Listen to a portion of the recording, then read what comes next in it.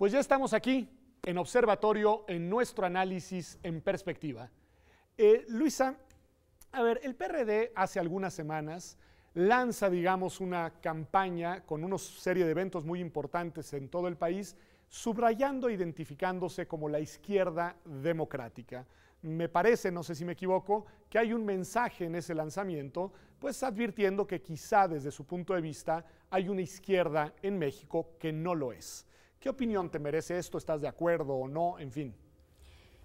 Bueno, creo que de alguna manera no he escuchado muy bien cuáles son los argumentos o las provocaciones que vienen desde este lado de la izquierda, pero yo creo que no, que hay una izquierda, o por lo menos la izquierda que está tratándose de encontrar en el proyecto de Morena, es una izquierda respetuosa de los procesos democráticos, no solo, digamos, de los procesos electorales, pero también de organizaciones de segundo nivel, ¿no? O sea, de organizaciones sociales, ONGs, sindicatos, y también una izquierda respetuosa de las instituciones que funcionan, pero muy crítica, y también crítica propositiva a las instituciones que no funcionan del todo bien, como es el caso del Congreso, ¿no? Y yo creo que ahí sí a lo mejor a veces hay una perspectiva distinta respecto a estos dos proyectos en cuál ha sido la función del Congreso, por lo menos lo que a mí me ha tocado vivir, y me parece que no ha sido la adecuada y que no funciona como debería de funcionar. ¿Tú centrarías, digamos, la perspectiva más crítica de esta izquierda hacia la institución concreta del Congreso?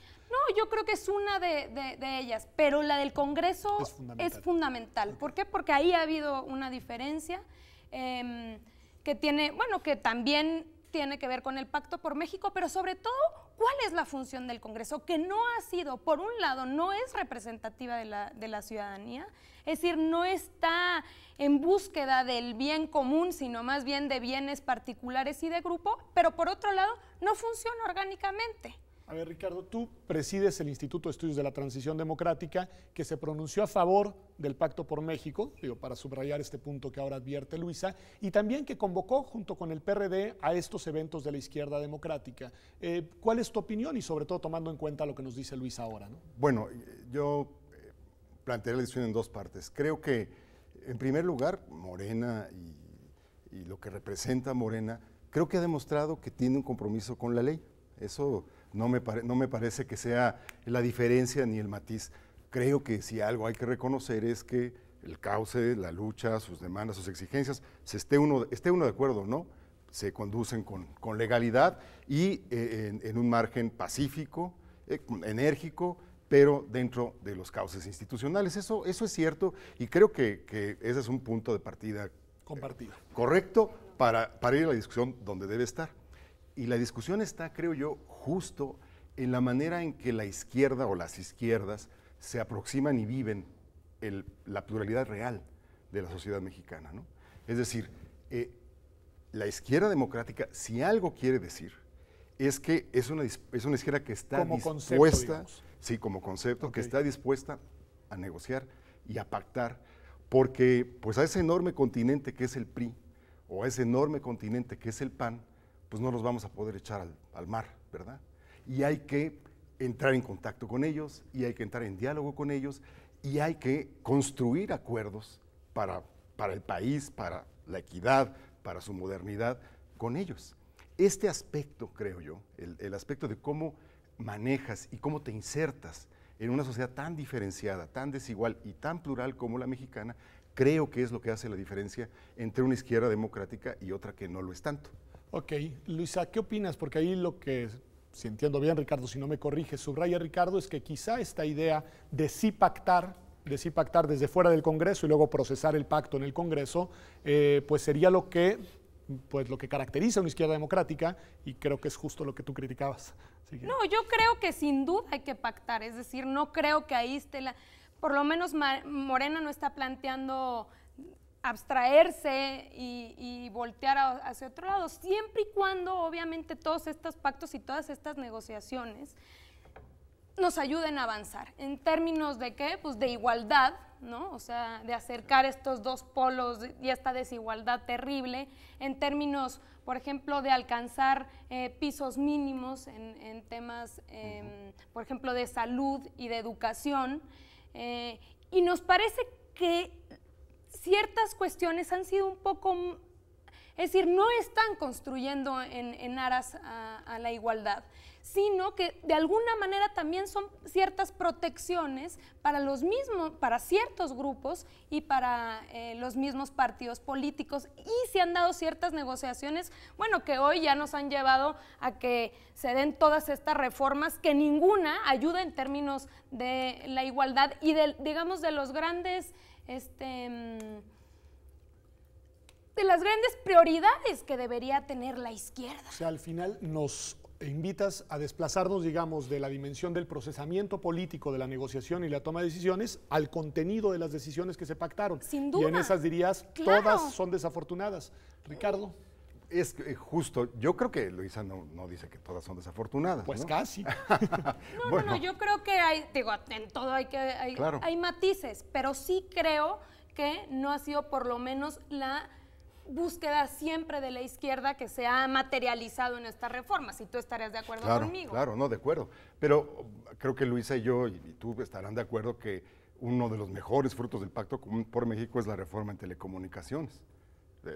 Creo que está fuera de duda, solamente intereses muy, muy especiales y muy concentrados se han opuesto a la reforma de telecomunicaciones, ¿no? Más polémica, por supuesto, es la reforma energética, que desde el instituto la hemos... ¿Una sin la otra, Ricardo? Es que ese es el punto, Dado la trabazón real y dada el enredo real, pero es que ese es mi punto, ¿no?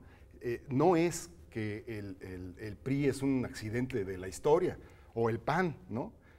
Como tampoco lo es el PRD o Morena. Creo que son fuerzas que representan muchas cosas, muchos intereses, visiones, esperanzas y pasiones, ¿no?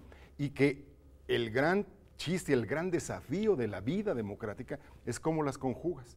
Si yo hubiera protagonizado el Pacto por México desde la izquierda, probablemente no hubiera firmado los 96 compromisos y probablemente hubiera puesto acento en otras cosas, por ejemplo, en el tema del salario, ¿no? O en la construcción de una base para el estado de bienestar mexicano, aunque sea una versión nativa. La clave, ¿no? Es que ahí coincido. Es decir, yo creo que la crítica más fuerte que se le ha hecho al Pacto por México, no solo en términos, digamos, de desaparecer al Congreso y que fue una mera sustitución, porque no solamente fue ciertos acuerdos, sino que agarraron los textos, las redacciones y las mandaron al Congreso y ahora sí nada más levanten la mano, pero del contenido. Es decir, si hubiese sido una agenda mucho más centrada en lo que la izquierda debería de ser su prioridad, como es la agenda, por ejemplo, por supuesto, laboral, que tenga que ver con democratización de sindicatos, que por supuesto tenga que ver con el tema del salario, que tenga que ver con el medio ambiente, que tenga que ver con la impartición de justicia,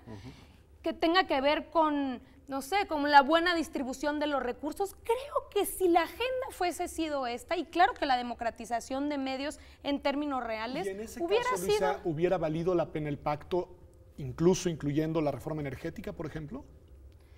No, es que yo creo que no se puede pactar, es decir, no te puedo decir, tú dame un poco de bienestar social y yo te doy a cambio los recursos naturales y el petróleo. Yo creo que no se puede pactar de esa manera. Creo que de alguna manera, sí, es que no había de otra. Claro, bueno, por supuesto, son cosas de la circunstancia política, pero pues en efecto, los otros grandes continentes con los que vive la izquierda, en el Congreso y en todas partes, pues reclaman eso, ¿no? Yo estoy profundamente en desacuerdo con los términos de la reforma energética, pero entiendo perfecto que que en ese tema le va la vida, por ejemplo, Acción Nacional.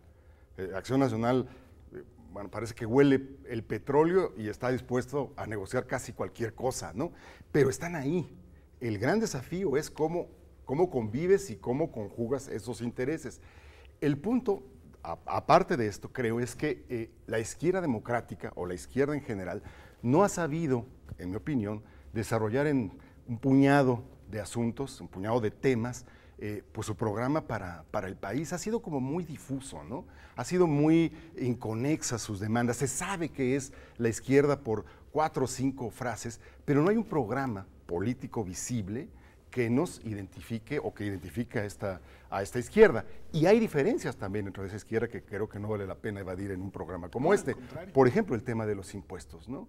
Esa es una de las cosas que, por ejemplo, de Morena sí me asusta y me sorprende mucho, ¿no? Es esta visión anti-impuestos que pues es muy propia pues, de la derecha, muy propia del reganismo, muy propia del thatcherismo, y que sin embargo veo instintos y veo resortes en esos discursos de plano anti-impuestos, pues directo, cuando es la única forma que ha inventado la humanidad de lograr la redistribución. Bueno, no veo que esa sea, digamos, la búsqueda de Morena. Es decir, ¿cuál es el planteamiento y por qué fue una crítica específicamente a la reforma fiscal que se aprobó? ¿Por qué? Porque por un lado, ¿no?, esa reforma fiscal traía, no solo, es decir, sí se incrementan los impuestos, pero no desaparecía la consolidación fiscal, es decir, había muchas injusticias con respecto a quién se le va a cobrar. Yo creo que en algo vamos a coincidir, y coincide Morena, en que se necesita mayor recaudación. ¿Para qué? Para que haya mejor distribución. Dirías, claro. Morena estaría claro que sí.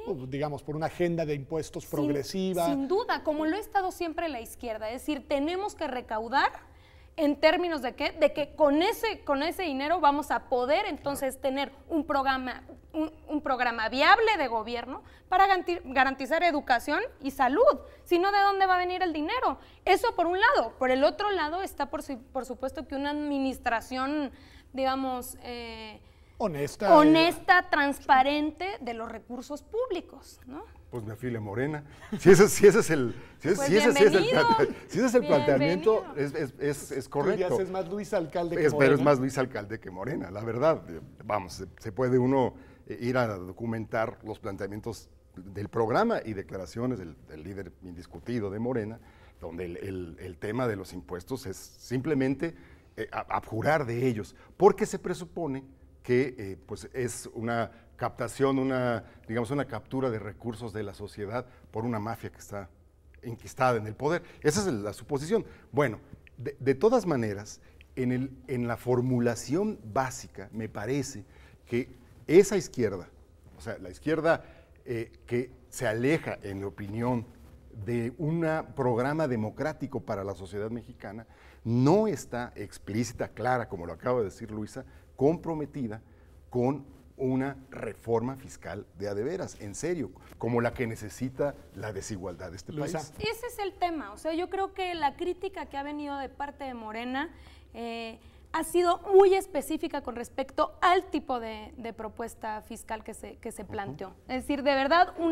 una reforma no solo inequitativa y donde se seguían protegiendo a los grandes grupos empresariales que siempre se han protegido y que eso no podía solapar la izquierda, sino también aparejada de estos supuestos programas sociales como fue el seguro de desempleo, que eran una verdadera tomada de pelo.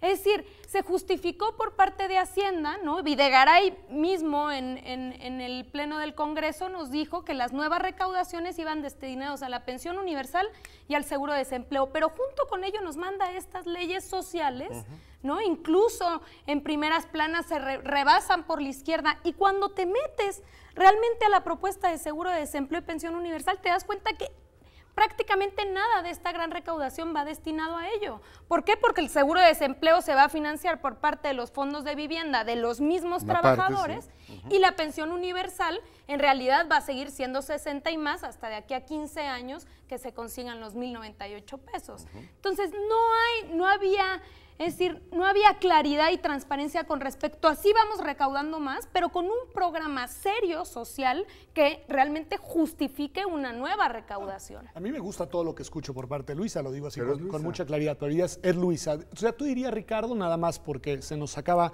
el tiempo del primer bloque, pero dirías que desde tu punto de vista, ahí es en donde está el punto de quiebre entre las izquierdas mexicanas, porque ambos me decían, el problema no está con la ley, el problema no está con la democracia, el problema puede estar con algunas instituciones y con procesamientos políticos concretos, pero entonces yo me preguntaría, ¿y dónde está la diferencia importante? Tú dirías en eso, en el tema. Yo digo, primero, la manera en que se asume o no que vives en una sociedad plural y que por lo tanto vas a tener que pactar negociar y también pactar con unos continentes que concitan millones de votantes. Esa creo que es el primer matiz importante entre una izquierda y otra. El otro matiz, creo, muy importante, es el de los impuestos. Creo que tenemos que desarrollar una cultura de los impuestos y por supuesto exigir que estos se ejerzan bien. ¿El y PRD la tercera, está ahí? yo creo que, bueno, los planteamientos que se dieron en el Encuentro Internacional de la Izquierda Democrática fue eso. No es concebible hoy una izquierda que no pelee, que no tenga en su programa, en el hueso del programa, una reforma fiscal muy progresiva y muy profunda. Y Coincido. tres, el laicismo, que es un tema que sé que a ti te toca especialmente, ¿no? Y es que yo creo que la izquierda mexicana hoy tiene que ser, bueno, no solamente denodadamente laica, sino perfectamente clara en la diferenciación entre el espacio de las creencias y el espacio de la liberación Luisa, en un pública. minuto, ¿Morena no es laico? No, sin duda, creo que es totalmente laico.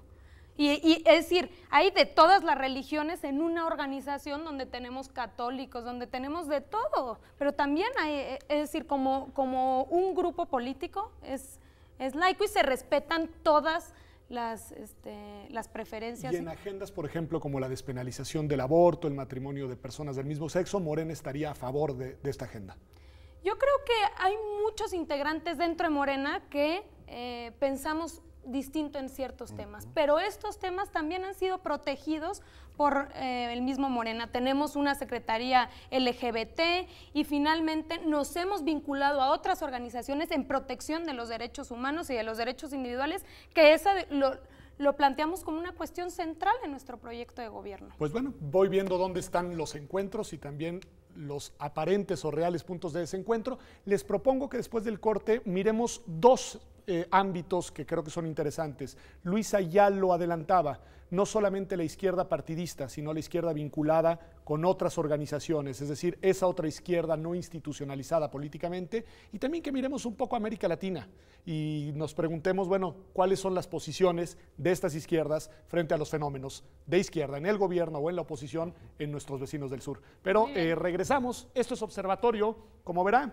estamos analizando, discutiendo el tema de las izquierdas en México y también en América Latina. Vamos a un corte y volvemos en unos segundos. Acompáñenos.